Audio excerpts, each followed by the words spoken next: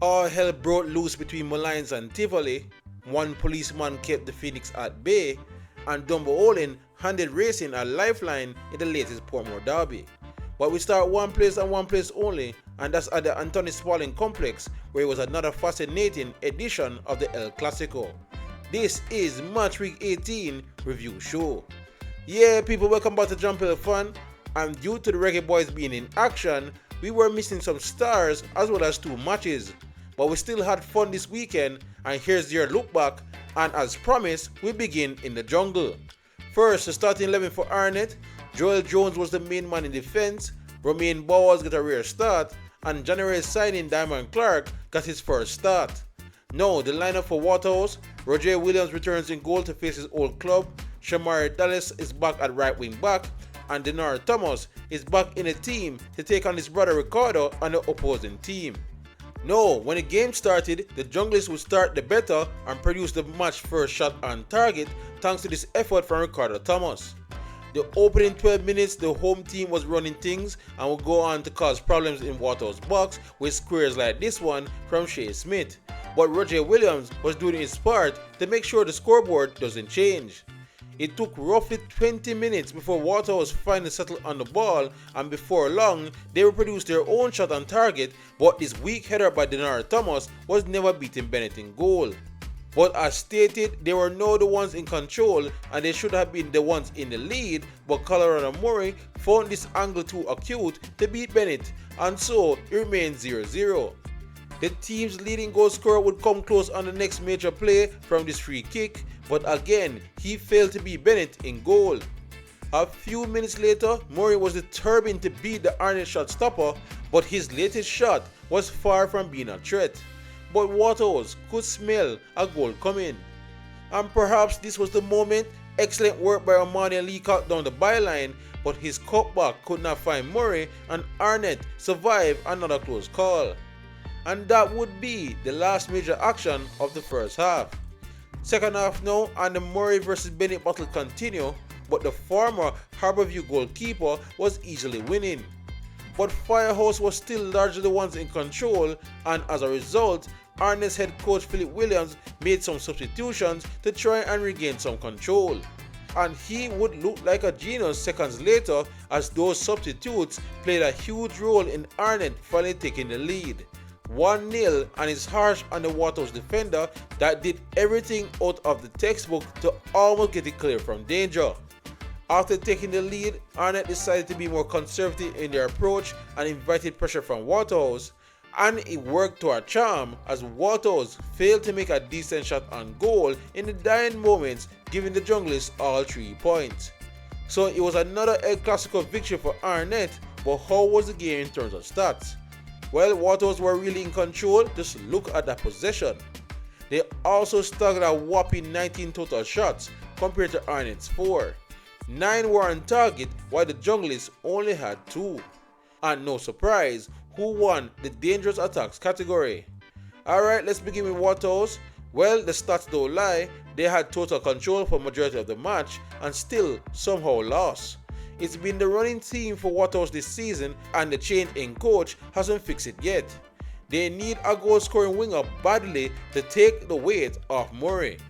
As for Arnett Guns, the right response after losing 3-0 to the Maroons last week, it wasn't exactly a smash and grab, but it was a well-executed strategy to guarantee them all 3 points. Anyway, this one ended Waterhouse 0, Arnett Guns 1. El Clasicos are always fun, but our next match was a real classic as well. First, the starting lineup for Molynes United. O'Day Murray is present in the back line.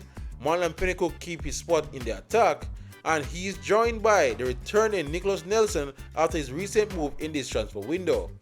As for the starting 11 for Tivoli Gardens, Raekwon Stoney is drafted into the team. So too was Denville Watson, but starman Nikolai Fuller only just returned from national team duty, so he was on the bench. Nowadays, Molynes are a confident group, so it shouldn't come as a surprise that they would have the fastest start to the match. And their fast start wasn't just for show, as just a few minutes later, they would have the lead. A good ball behind from Pennycook and a returning Nicholas Nelson did the rest. 1-0 to Molynes. Tivoli, for their part, just hadn't come to the party yet, but they had the right response as Danville Watson with his header at the near post would bring parity to the match. 1-1 now in the jungle.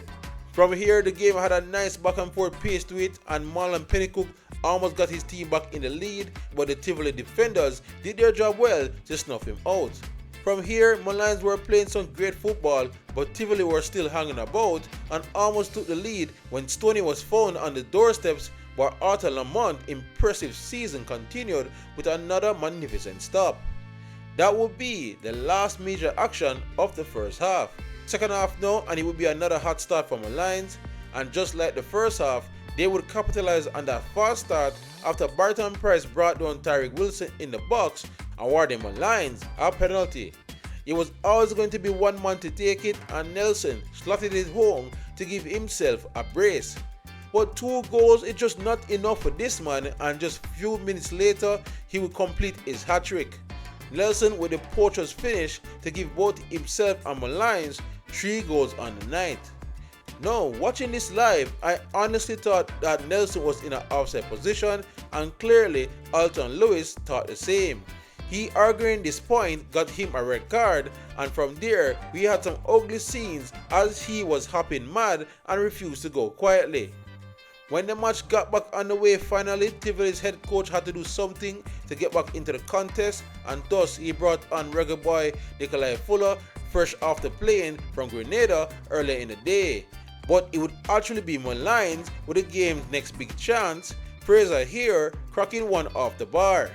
From there, Molynes looked the more dangerous team, but this Tivoli team also had a fighting spirit to them, and they find a goal back in the 83rd minute thanks to their own Nelson. 3-2, and we were just set for a Grand Slam finish. But unfortunately for Tivoli and the viewing public, Molynes shut that down as the men from West Kingston could not find a late dramatic equalizer, and the game would come to an end with Molynes taking home all 3 points. So it was definitely a classic, but what does the match stats have to say about it? Despite the red card, Tivoli actually had more of the ball with 57%, but they were outshot by Molynes, who made 9 attempts to Tivoli's 7. Both teams were dead even on shots on target, but Tivoli had by far the more dangerous plays. Okay, I will start with Molynes. I stated in last week's review show how they choose to respond to their first loss in weeks will be the true test, and I must say, they smashed it out of the park. They were great, and in Nicholas Nelson, they now have a killer number 9. As for Tivoli Gardens, they showed some spirit at the end, but they imploded way too often when the going gets tough. And yeah, I know that offside call was debatable at best, but you just got to keep your cool sometimes. Anyway, this one ended Molynes United 3, Tivoli Gardens 2. With Monday over, we go back a day to Sunday, starting with a Portmore derby. First, the starting 11 for Racing, Captain Markovich Brown is back from suspension, Javon Bosco get a rare start this season, and Nikai Ellis was on international duty, so Spence comes in. As for Dunbeholden, Beckford returns to the lineup, McCarthy wears the armband, and Clive Wedderburn kept his spot in the attack. No, it was a perfect start to the game if you're a Dunbeholden fan. Odean Samuels took home the goal from close range to give Dunbeholden the early lead. After that, it was almost as if the goal was a figment of our imagination, as Racing looked very casual in their response, while Dunbeholden was fairly confident going forward and was looking to do majority of their damage from the right hand side. In contrast, Racing was struggling in their attacking third, and maybe that's down to missing attacking midfielder Nikai Ellis, but they just could not string anything together to pose a threat. And when they finally did, it seemed like they had slippers on instead of their shooting boots because they would squander some prime opportunities. Dunbeholden would get another shot on target from long range, but both teams would basically cancel each other out and left the scoreboard unchanged heading into the halftime break. Second half now, and we started to see more attacking impetus from the Stallions. They would even come close to getting a goal back from this header, but apart from the weak shots such as this one, they weren't really getting anything significant on target as Dunbeholden's defense remained unbothered. But Racing kept going and really should have drawn level after initial good play from Campbell to set up Beckles, but he miscued his side-footed shot. That last play should have been a wake-up call for Dunbeholden that they may need another goal, and when they raced away on the break on this occasion, they needed a better finish to do just that. And you all know this sport by now. If you don't take your chances, you'll be punished. Dunbeholden were unlucky to be flagged here for handsball, and a penalty was awarded to the home team. And to take it, it had to be the team's leading goal scorer, Tadre Grant, who slotted it home to add another goal to his season tally and make it 1-1. Racing were now back in business. From here, Racing had all the momentum going forward, and yet they were almost sucker punched down the other end, but Marlon Allen somehow could not make contact with this excellent cross to give them back the lead. But Racing were determined to get all 3 points from this match, and that determination saw substitute Javon Cole bundle his way into a dangerous position, but he could not get his cross/shot past Harrison in goal. They would produce one more golden opportunity before the end of the regulation, but Captain Markovic Bone could not get his slaughtered impression just right. The points would be shared in the latest Portmore derby. So an interesting match, but how was it in terms of stats? Racing held more possession with 51%, but there wasn't much shooting going on by either team. Racing only managed 1 shot on target, while Dunbeholden managed 3. But Racing also created more dangerous attacks. Okay, let's start with Racing, again far from their best, but again they found a way to get a point. Head coach Anthony Patrick made the taboo choice of publicly demanding more funds from ownership, but to be fair to him, it's quite clear that this team is just a few pieces away from being champions. As for Dunbeholden, one of their better performances, they no longer have Nicholas Nelson, but the attack surprisingly seems more balanced since his departure. There's still time to replace him in the transfer window of course, but life after Nelson so far hasn't been too bad. Anyway, once again this one ended, Racing United 1, Dunbeholden 1.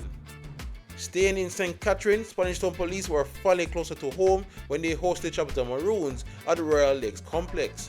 First, the start 11 for the Police: Trinidadian international goalkeeper Samuel is in goal, Biggs is a new face to the team, but main attacker Jordan Elliston was missing from the squad. Donu Mitchell captains once again, Nathaniel Howe starts once again, and Jason Wright will lead the line once again. Now, as the game began, there was already a big chance for the Maroons, but it turned out to be a weak effort from youngster Sean Layton. But the Maroons will keep up the pressure and the pressing and created the sighter on goal for Whitfield, but it goes over the bar. While down the other end, Police didn't have much going for them going forward, but Bella Davis did produce a nice salad for the home fans to enjoy. And actually Davis will get the Police first shot on target sometime after that, but it was another weak effort on goal. But the Maroons needed a goal to match their dominance, and they finally got one in the 32nd minute thanks to this well-hit daisy cutter from Damai Whitfield. The best thing about this goal has really found his goal-scoring boost as of late. Police, to their credit, almost found an immediate response, while Prince Daniel Smith tipped over this well-taken free kick to preserve the Maroons' lead. A lead they really should have extended after they were given a penalty, but veteran Jason Wright would be stopped from 12 yards out thanks to the heroics of Samuels. 1-0 it remained, and that would be the last major action of the first half. Second half now, and the Police started much the better and had their own shout for a penalty. They had the Maroons pinned back for some time, but just could not fire anything on frame. Maroons coaching staff made a few changes, including bringing on attackers Levon Williams and Marcus Ross to inject some energy in the final third. And the plan was effective as both men went on to cause many headaches. So much so, it was surprising that there was still only 1 goal in the game, and thanks to this world-class reaction save from Samuels, it would remain so till the very end. So the Maroons picked up another win, but how was the game in terms of stats? The Police made 7 total attempts, while the Maroons made 11. Only 1 was on target for the Police, as I guess they did not count that weak Davis attempt, while Maroons managed 5 on target. Alright, I will start with Chapelton first. Not the most fluent football you will ever see, but apart from the first 20 minutes in the second half, I will start with Chapelton first. Not the most fluent football you will ever see, but apart from the first 20 minutes in the second half, they were quite comfortable. But to be honest, they really should have won this game by more goals. But the main reason why that did not happen was all thanks to the exploits of Glenroy Samuels, who was outstanding on the day. But he could not keep the sheets clean and get a point for his club. And Police, I felt, put up a decent effort here, but they still lack some cutting edge up front. Once again, this one ended Police FC 0, Chapelton Maroons 1. Now onto our final game where Montego Bay United was hosting Portmore United. And unfortunately, we have no footage of the match apart from the very little you're seeing now on screen. But we do know that the match ended in a goalless stalemate. We also know the stats as Mobe had majority of possession with 64% and they dominated in the total shots category 14 to Portmore's 4. 6 on target for the home team and only 1 was on target for the visitors. So as per usual, it's hard to analyze these performances without seeing substantial footage, but looking at the stats, it seems Mobe greatly dominated this match, but goals win matches and it seems Portmore defense did very well without their best defender in Stephen Young. Anyway, once again this one ended Montego Bay 0, Portmore United 0. And that's match week 18 done and dusted, but before we move on to match week 19, yep, another match week is already upon us. Here's this week's table. Alright, Mobe did not get a chance to extend their lead on top of the table. They remain with 36 points and 3 points ahead, Racing United in second. Portmore did not get a chance to close the ground either. They remain steady in third with 31 points. Mount Pleasant was idle, so they remain with 24 points. So was Cavalier, who remained idle with 23 points. Arnett went from 11th all the way up to 6th in his last couple of weeks with 22 points. Chapelton Maroons are also there with 22 points, and Tivoli also there with 22 points. Molynes have dropped to 9th but still playing well with 20 points. Dunbeholden are in 10th and looking quite fine actually with 19 points. Waterhouse are slipped all the way to 11th with 18 points. Harbourview are still too close to relegation with 15 points in 12th. Treasure Beach can jump out next week with 15 points while they're in 13th place. Spanish Town Police FC look spirited but they still remain in the basement with 8 points. Alright, and as I previously stated, it's already time for more football. Can you believe it? Match week 19 is already upon us. Here are the fixtures for Wednesday and Thursday. Spanish Town Police will take on Mobe at home at Royal Lakes. Cavalier will take on Dunbeholden at Stadium East. Then Thursday, Chapelton Maroons are at home to Waterhouse. Harbourview return back into action at home to Treasure Beach.